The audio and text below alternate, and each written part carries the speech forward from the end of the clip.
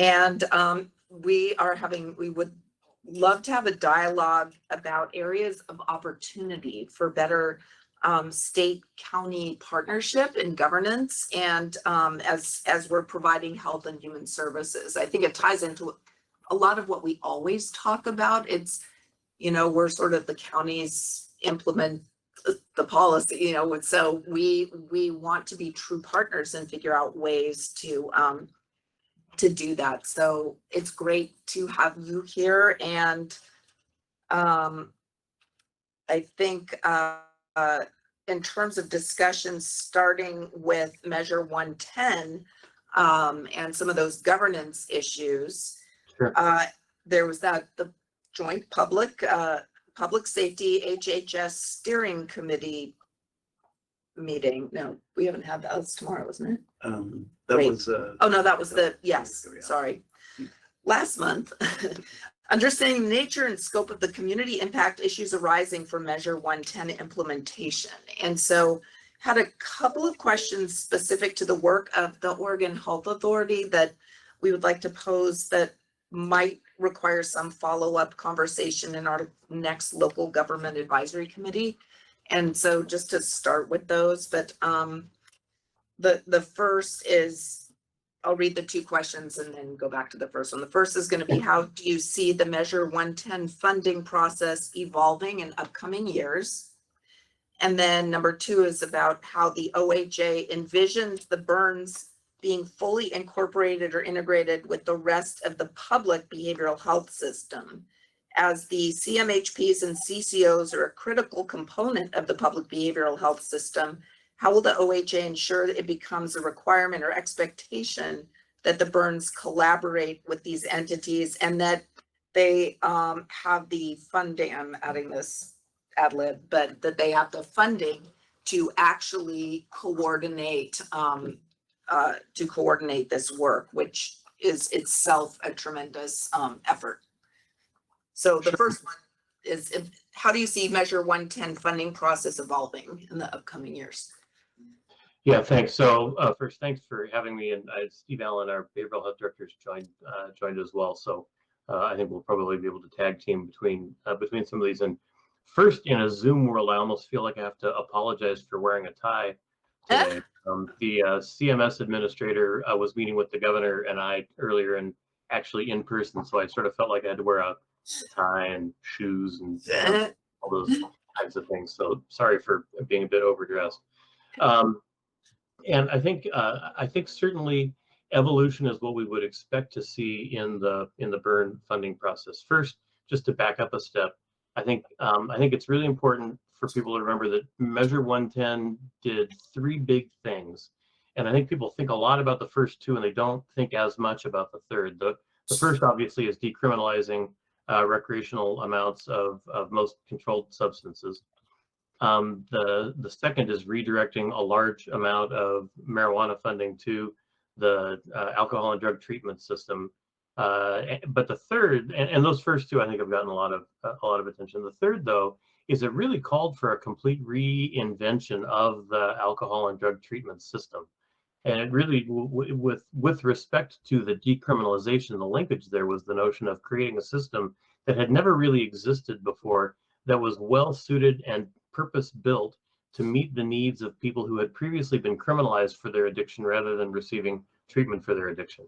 And so, that's really been the big challenge throughout the implementation of Measure 110, is trying to figure out how to do that far more quickly than I think anybody reasonably would expect a complete reinvention of the system.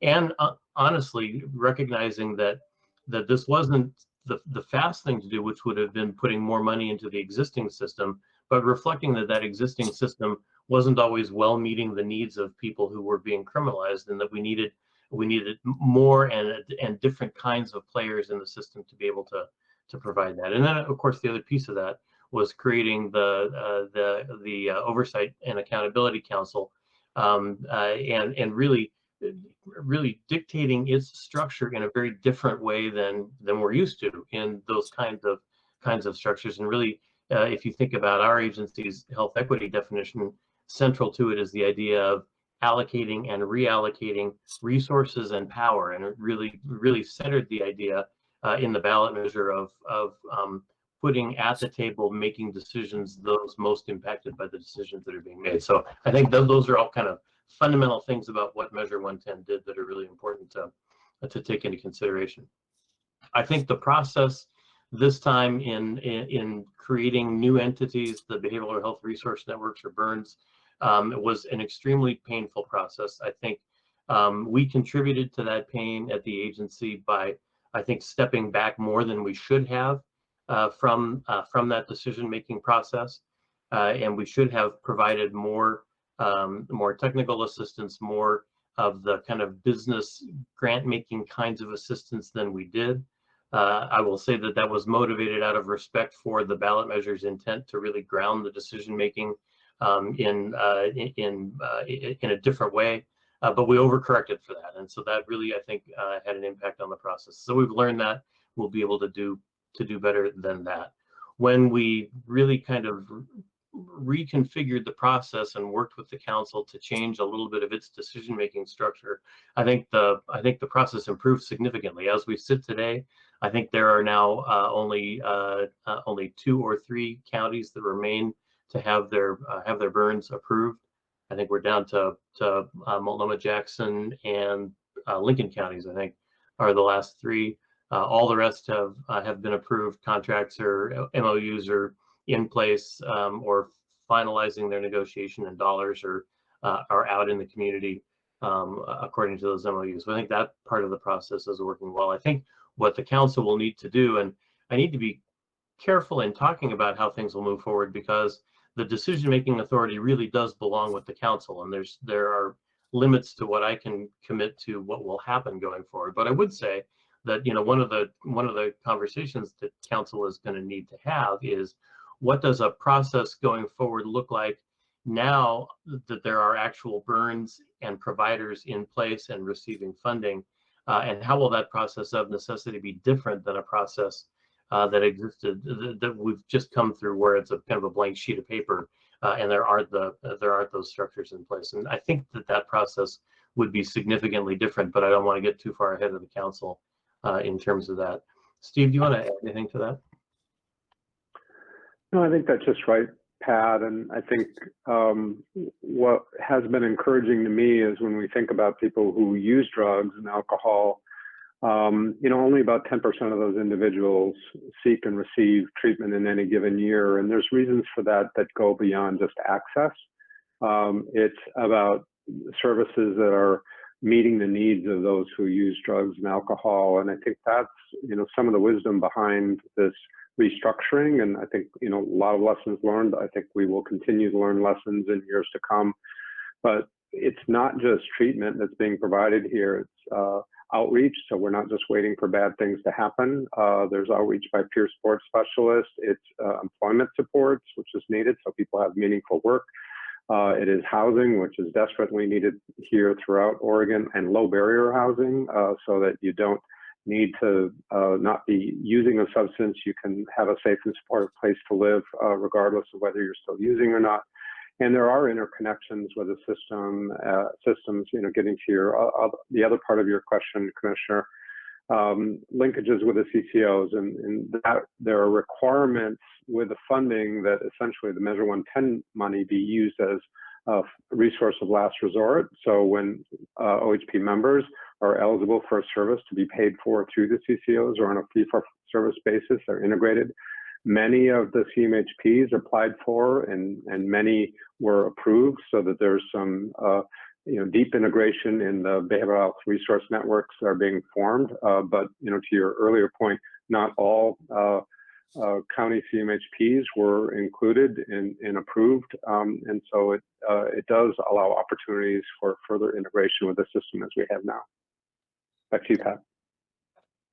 Can I ask Sure, please. Just a quick question. One thing that questions that I heard about this, is there can these funds be used when there is co-occurring illness with mental health?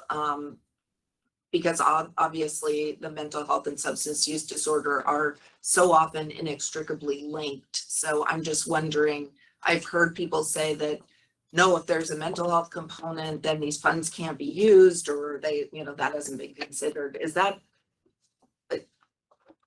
true, false, somewhere in between?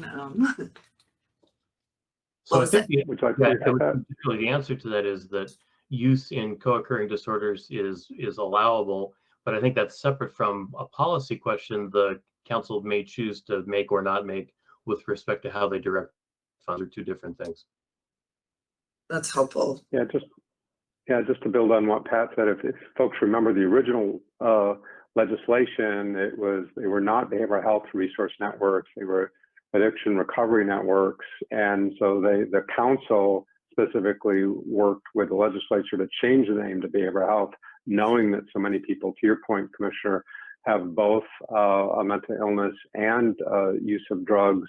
What Pat's just describing is spot on. Is the council was also cognizant of the fact that the mental health system here in Oregon has been funded at a different and frankly better level than the addiction resources, and so there was an interest of sort of level setting so that those addiction services with resource funds, the Measure 110 funds, were given some advantage, but there's still an encouragement that people be provided all the care that they need. There's just some caution about how these funds would be used. Thank you. That is very helpful. Does anyone else have any questions that I see? Commissioner Thompson? Yes. You're muted. You're muted. You're saying beautiful words, but they're muted. I am, thank you. Well, Pat Allen, are you still wearing cowboy boots? That's what I really want to know. I don't think I have ever worn a cowboy boot in a single day in my life, Commissioner. Okay, fine. Somebody told a lie about you then. Okay. So I want to joke a little bit because this is so serious and so pernicious where I live. I mean, I understand social justice. I understand restorative justice. And my concern is that if the communities that are impacted now are not responded to, the pain and the backlash from that pain will undo everything that was in your noble intentions. Because I'll tell you, people are terrified. They're hiding in their homes armed because of the lack of consequences and sidebars.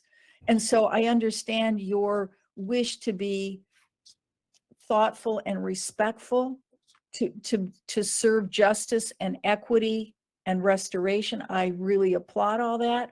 Holy smokes, how fast are you going to get things done before the backlash throws out everything you're trying to do? That's pretty extreme.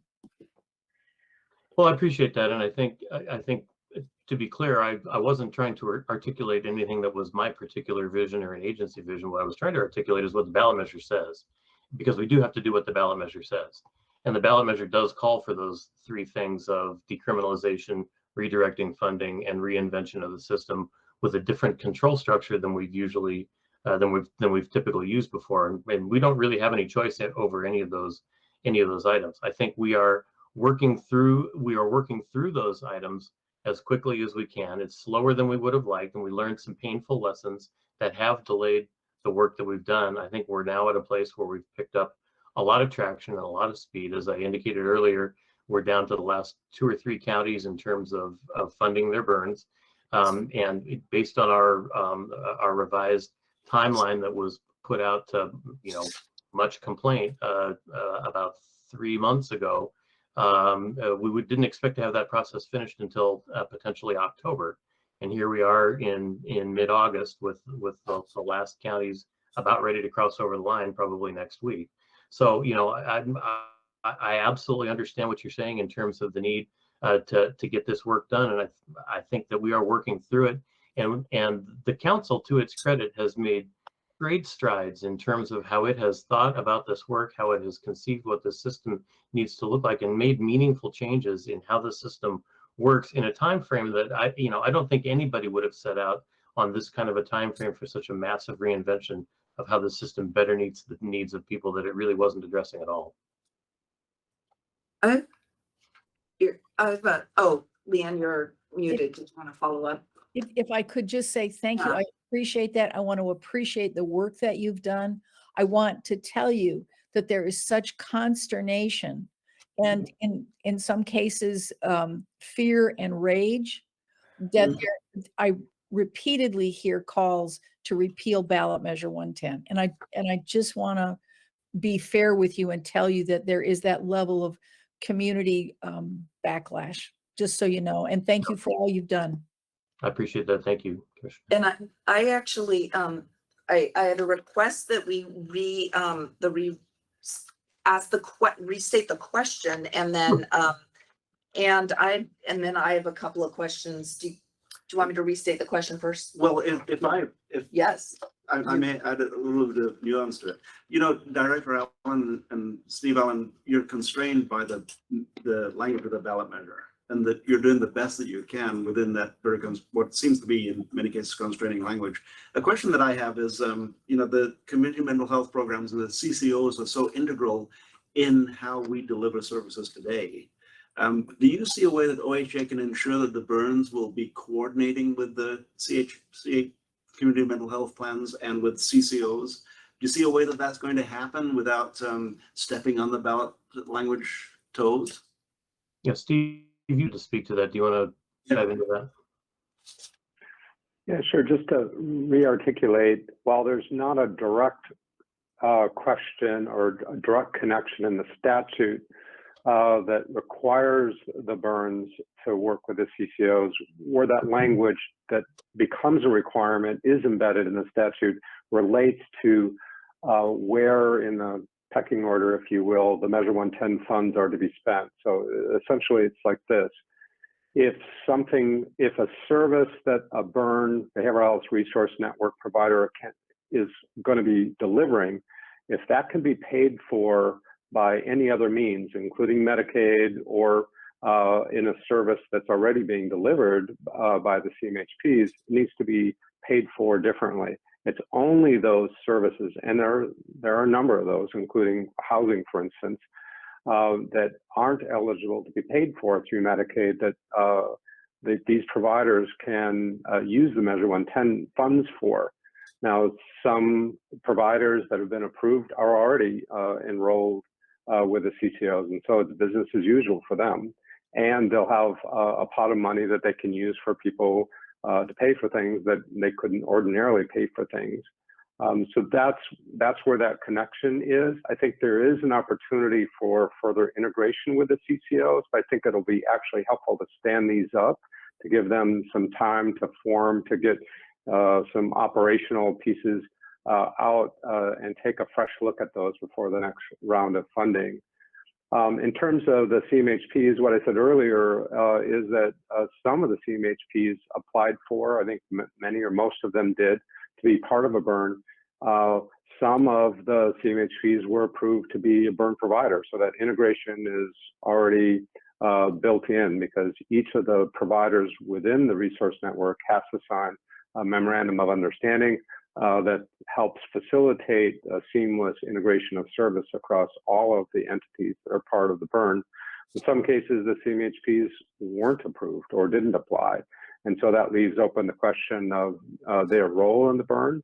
But I think over time, I think folks will see the opportunity, and we can help guide them to the opportunity of bringing the CMHPs in. Well, thank you for pretty clear answers. I think you alluded earlier that there's going to be an evolving system, and that we'll see what isn't working. And I'm really excited to see OHA's role in it, and overseeing and making certain that the coordination occurs wherever it is possible. One last thing I'll say, Steve Allen, you talked about housing as an integral part of whatever it is that we're doing, and the lack of housing in the state. A question that I have that's going to hang out there as a question is OHA considering any other ways to distribute funding more equitably that doesn't require housing providers to go through the current competitive RFP process that allows, for instance, less resource counties to have more access to housing funds. Well, my boss may want to weigh in on this, but I'll say first and foremost, from a behavioral health perspective, we're acutely aware, as you all are, of the need for housing across Oregon. And it's not just the people that we're serving, the people with behavioral health conditions. It's providers, practitioners can't get housing. So it's really hard to recruit in many places around the state because the people that we want to recruit don't have a place to live. So we have a lot of work to do to get there from here.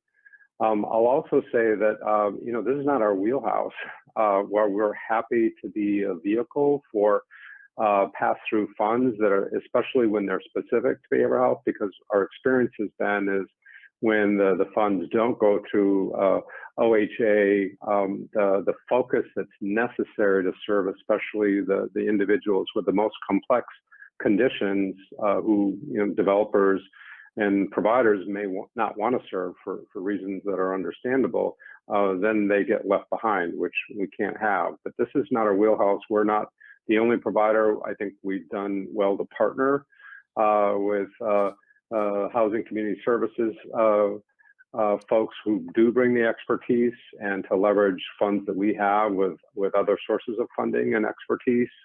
But I think, counties have access to a wide variety of resources. And I think it's really important because counties also have the relationships with the developers, I think can help influence the availability of land access for further development. It's those relationships and connections that we don't have, that you all have, I think that can make all the differences. And thank you for that response also. And I'll also say this is a conversation we had with Director Bell last week, and that is breaking down the silo outside of your department and with DLCD, because many of the issues that we have regarding providing housing is in their wheelhouse. And we have to find ways to help them understand that when they are tightening the strings, it's making your job more difficult. Thanks. I know Commissioner Myron had other questions that I have long ago forgotten. I actually have a couple of questions, a couple of big picture, small picture. And so one of the things that I have a question about is, say that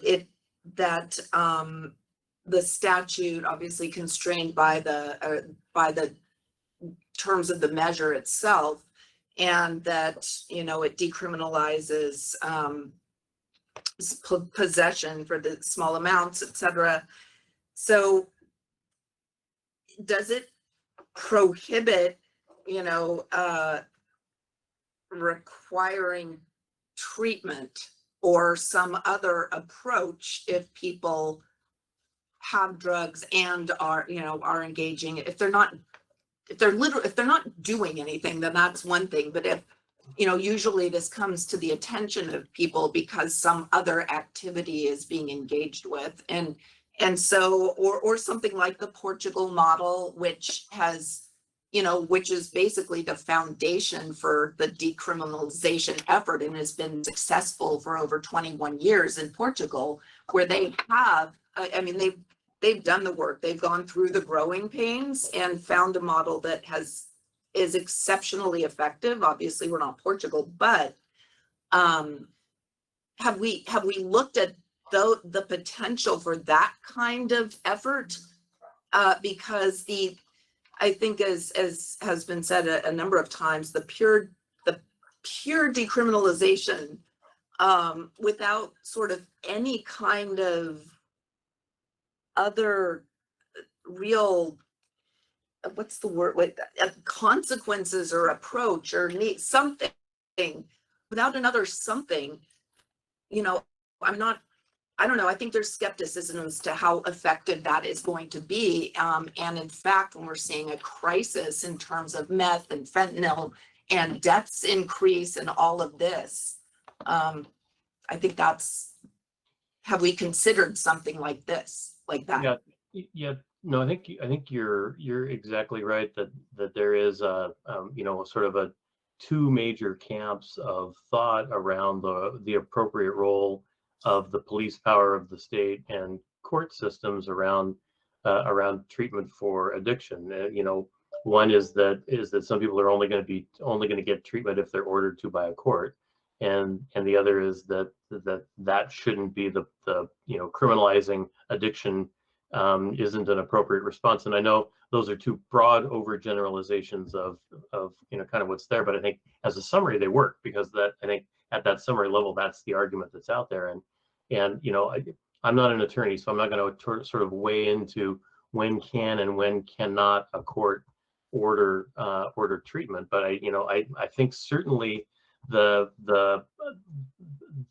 policy articulated in Measure 110 tips very much to the side of not criminalizing addiction and using less police power of the state to force treatment. And I absolutely understand, and this really goes back, I think, to Commissioner Thompson's comment earlier, that there are a lot of people who think that's a colossally bad idea, and they believe they're seeing that bad idea play out today. Now, were I to have gone and done this policy, I probably would have created the burns first and then done the decriminalization step, right?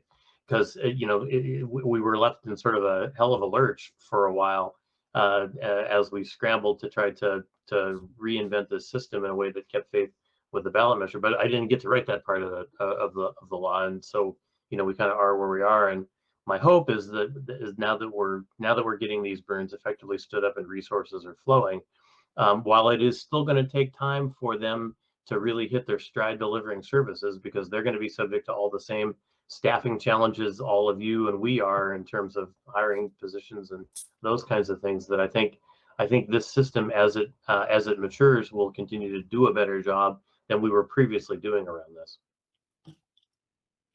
If I could just tag on, I agree with everything Pat just said. I think just kind of going back to my own criminal justice background, I think we're used to a system in which we say, someone's not going to seek treatment until they've hit bottom or they're truly ready, or we coerce them into treatment, either gently or not so gently. Drug courts, have a really strong reputation. They work. But they're extraordinarily resource intensive, and they can only be scaled up to really modest levels. It really takes a huge amount of work on the courts. And what we've also found with the research is it makes all the difference who the judge is. And not just any judge will do. You have to sort of be bought into some basic principles that have more to do with building relationships and trust than it is to wield the gavel. So this is an experiment. This is something that we haven't done before. Nobody else in the country has done in just this way before. But what I'm convinced of increasingly is, the opposite of addiction isn't necessarily sobriety. And, what we know from the treatment is that many people who get treatment, it only sticks for a while, and there's lots of ups and downs and all around. And so what we're doing isn't working all that well. So I think it's time for a fresh approach, something different. And what the promise, I think, behind Measure 110 is, the opposite of addiction is about community.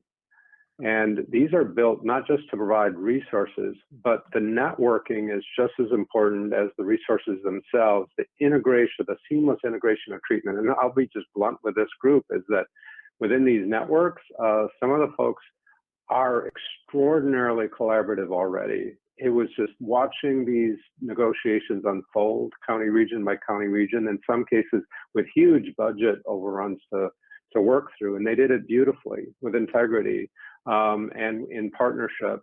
In other cases, these folks just don't like each other. They know each other and don't like each other. And so I'm not sure how well the networking will go, but that's all about relationships and trust. And when we can build relationships and trust among providers and then also among the people that we serve, I think that makes a huge difference. And whether someone's completely absent or not, I think is less important than they feel that they have what they need to be successful, and they're building relationships and trust and community. And I think that different process may be just or even more effective over time. And I think we have an opportunity to learn that. So I think what I'm encouraging folks to do is to be a little patient, to give it a minute. And I think we all have our own impressions and opinion, and frankly, mine's evolved over time. But I would like to see this play out, and I hope others give it a chance. It's not that we can't do better. I think Pat did a really nice job of owning what we could have done better. We could have done a lot of things better and differently, and we'll have a second chance to do that in the next round. But in the meantime, I think some of the underlying principles behind this are quite interesting and deserve an opportunity to see how this can play out and how we can support it. So I guess along those lines, I appreciate that. I think what the question for me again, I mean, and this is my ER doctorness coming out and seeing so many people in horrific crisis, that going out on the streets and seeing hundreds of people addicted to meth, living in garbage, that kind of thing, that are dangerous, that are psychotic, that all of these things, more and more people dying of overdoses on our streets every single year, huge numbers. I mean, at what point do we say, oh, as health, this actually is a crisis, and the wait and see approach is not the only approach. We can build a better system, but what are we doing about the crisis? And that ties into, I guess, a more of a philosophical standpoint. I saw in the Lund Report article a couple of things where it said that one was reducing substance use disorder is not a goal. And number two, that meth is on the back burner because there's so much going on. And those things to me are not, it should not be true. But I also know how media distorts and whatever. And so I just want to understand just the answer. Is reducing substance use disorder a goal of the Oregon Health Authority? Of course. Okay. And I don't, I think, oh, go ahead. So I think what you read was a quote by one of the proponents of Measure 110, who said that the point of the measure was not reducing substance use disorder, and that's, whether she was accurately quoted or not, I have no idea what if she thinks that would be her perspective. I think I think our job is to think about all of the tools that we have and how we can use them as holistically as we can to achieve, at a fundamental level, the triple aim of better health, better care, and lower cost. And mental health and substance use disorders are part of better health. And so it all flows down from there, that we try to use those tools in a way to accomplish those objectives. And so absolutely, I mean, to me, it would be absurd for us not to have a goal of reducing substance use disorders in the state, as it would be absurd to not have a goal of reducing diabetes or reducing youth suicide, exactly. or any of those kinds of things. So how one stakeholder perceives one tool, I think we shouldn't let get caught up in what our overall goals should be. I guess what made me think it, and I know that was Tara, but just when Steve, when you were talking about, it's not necessarily like that the community is the response to addiction, that I see a need for an urgent response that separate and apart from, I completely agree. I mean, that recovery is about community. It is about building that.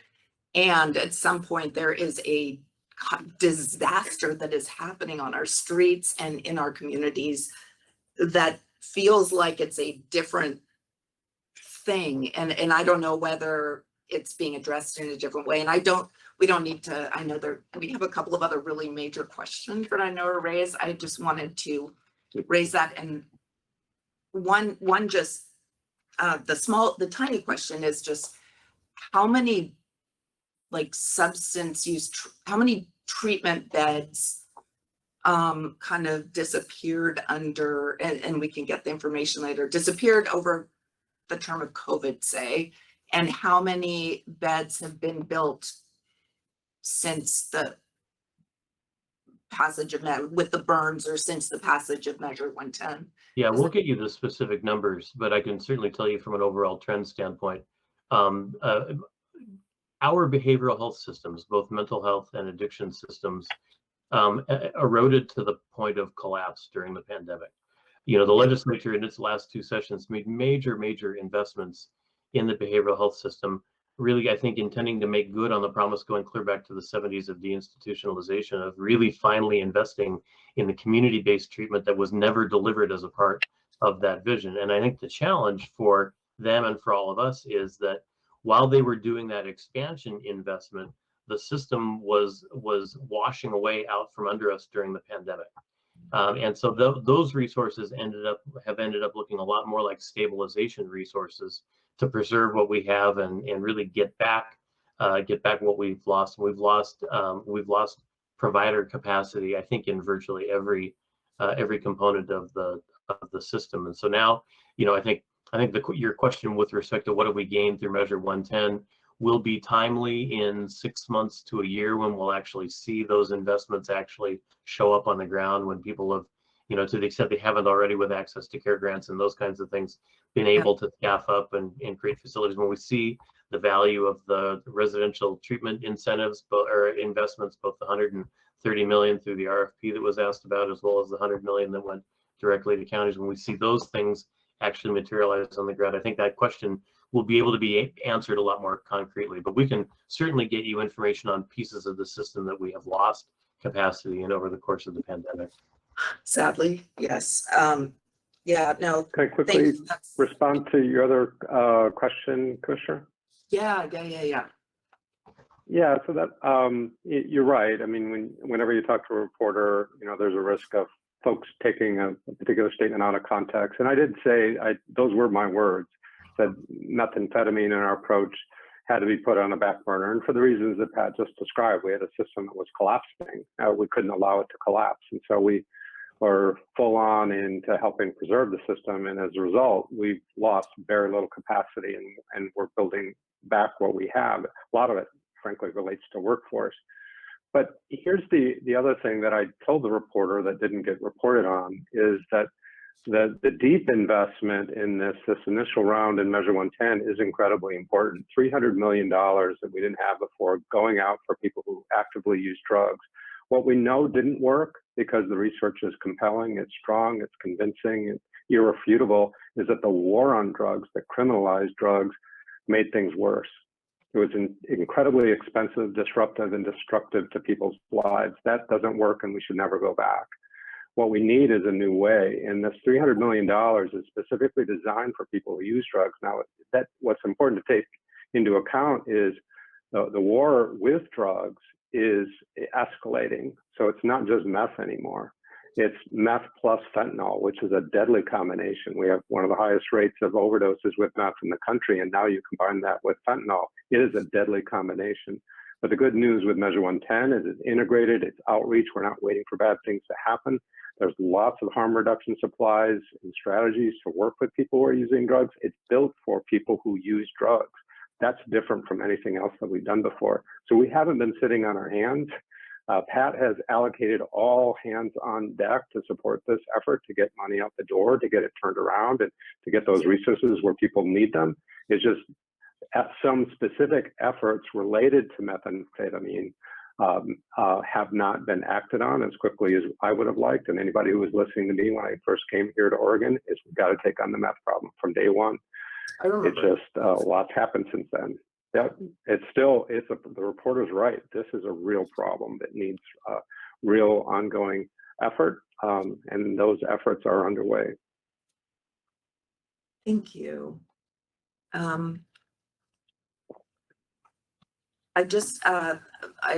sorry there was so much in that first one, and we have you as a captive audience here, or captive speakers, and we so appreciate that. We do have a couple of other questions maybe we can forward to you or your staff, or continue the conversation. One thing though that AOC staff have been working with Bobby Green. I think this one is really important because maybe it can speak to a lot of this. Restarting regular meetings of the Local Government Advisory Committee. And is that something I'm looking at Jessica? I don't know. It's really having that regular, thank you, Commissioner Thompson. That regular back and forth and I believe Director Allen, Pat, that that the co-chairs of this committee, like we had started off, and this was of course before COVID. I remember this being in person, having some of those conversations where we did, and I think, yeah, where we had some of those in-person conversations to have that connection, in so it's not like things are, you know, oh, these questions are building up or we have these thoughts, etc., but to have that partnership and engagement and communication. And I don't know what to say about that, except we would Well, love to. Yeah, that's all. If that's something you all are interested in, absolutely. The pandemic isn't over, but Yeah. we need to get on with things in addition to the pandemic, and we've been doing a lot of that, really going back probably 6 months now. And I would welcome the opportunity to sit down together periodically and talk about whatever is on our common agendas. Hello. Perfect. Can I? Yes, I was gonna, yes. Yeah, let me weigh in. Hi, Pat. Good to see you. You and Steve. The backstory on this is that Dr. Nichols and I, we used to have an ongoing local government advisory committee meeting when we were both commissioners. And I was approached to do this again, and what will be the interest in it? Because it was so effective during that period of time. So I approached Jeff Scroggin, who's the interim manager for our division, and I also talked to Dawn, and so they're aware of this. And really, what the ask is that we really would want to have a high-level discussion on mutual interests and concerns, and develop a real partnership around this. And it's a good things that we can do to demonstrate that we are a good partner and be available whenever we need to be, as much as we can be.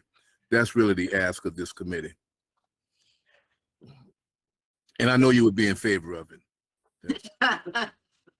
Yes, and thank you for all your work around this and for articulating that so perfectly.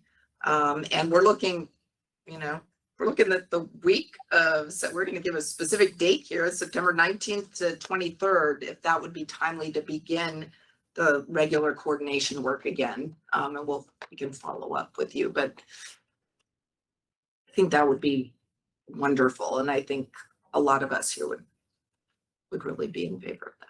All of us. I have lots of gaps in my calendar that week, but as they say, act now while supplies last. Okay. Excellent. Okay, we will do that. Thank you. Thank you so much for being here today and answering those questions and being so frank and forthright and giving a lot of the backstory and context. So we all really, really appreciate it. So Thanks for having us. We really appreciate all your time as well. okay. Thank you. Thanks, Steve, too. All right.